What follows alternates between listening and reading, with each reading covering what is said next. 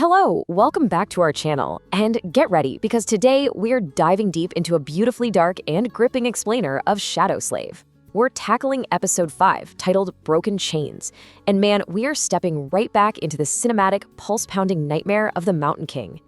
Let's set the stage, right? Our protagonist, Sunny, has just done the impossible. He actually managed to strangle a horrifying monstrous larva with his bare hands and the very chains that bind him. It's this moment of desperate primal survival. But, surviving one terror in this frozen wasteland usually just means you've bought yourself a front row seat to the next one. So grab a seat, focus in, and let's unravel this thrilling chapter together. 3 seconds. You can rest for 3 more seconds. That single thought perfectly captures Sunny's brutal reality right now. He drops to his knees, completely breathless. His whole body feels like it just went through a literal meat grinder. Think about that for a second. Even the massive amounts of adrenaline pumping through his veins cannot wash away the sheer pain and utter exhaustion of what he just pulled off. And yet, beneath that pain, there's this tiny spark of exhilaration. He actually killed it. But he knows the nightmare is far from over. He literally has to negotiate with his own body just to buy 3 meager seconds of rest before facing the darkness all over again. Now, what's really interesting about this slide is a fascinating concept in this universe called a memory. When an awakened triumphs over a nightmare creature, the spell sometimes awards them a memory, a special item tied to that creature's essence, like a magic sword or a durable suit of armor. Because Sunny's victory was so vast, he completely forgot to even be disappointed that a memory didn't drop for him. But man, a magic sword would have come in incredibly handy right about now.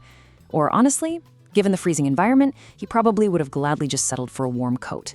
It shows how grounded and desperately immediate his needs really are.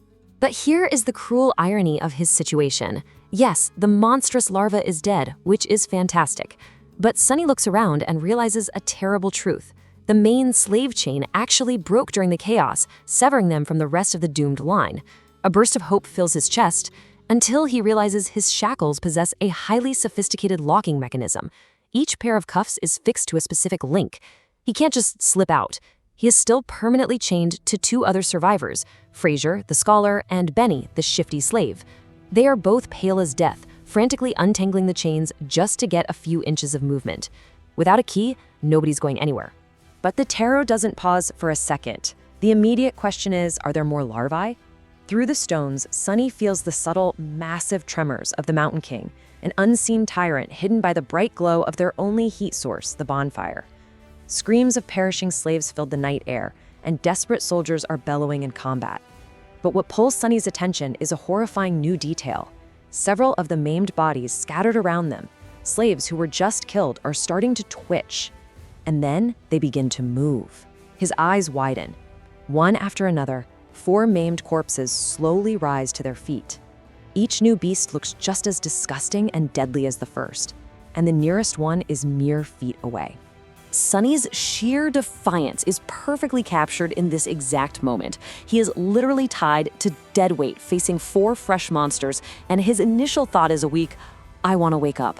But then survival instinct kicks into overdrive. The monster gnashes its fangs. Benny, the shifty slave, falls back whispering prayers. Fraser just freezes completely. Sunny desperately darts his eyes around looking for a weapon, but the ground is empty. So what does he do? Full of pure vitriol, he wraps the slack of his iron chain around his bare knuckles, raises his fist, and screams, "Come at me, you bastard!" It's a brilliant, suicidal stand. The larva dashes forward in a deadly flurry of claws and terror. And right as you think it's all over for him, Sunny has less than a second to react.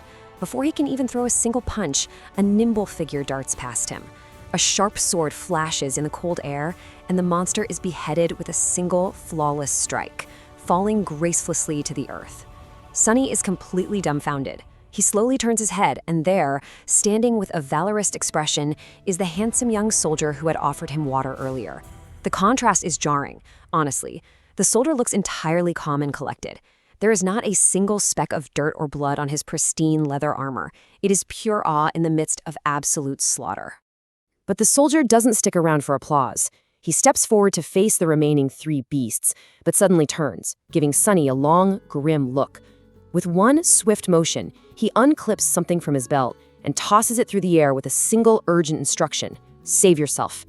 And with that, the young warrior charges right back off into the fray. Sunny reflexively catches the item. He looks down at his tightly clutched hand, his heart absolutely pounding. It's a short, narrow iron rod with a straight bend on the end.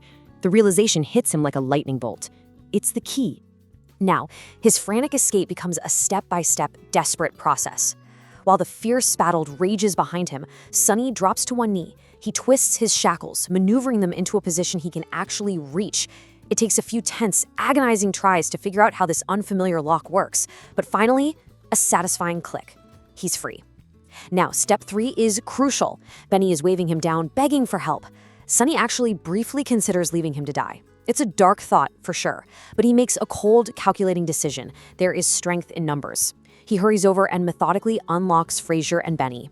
The cold wind caresses his bloodied wrists. Let that sink in for a moment. It's a vivid, tactile moment of fleeting relief.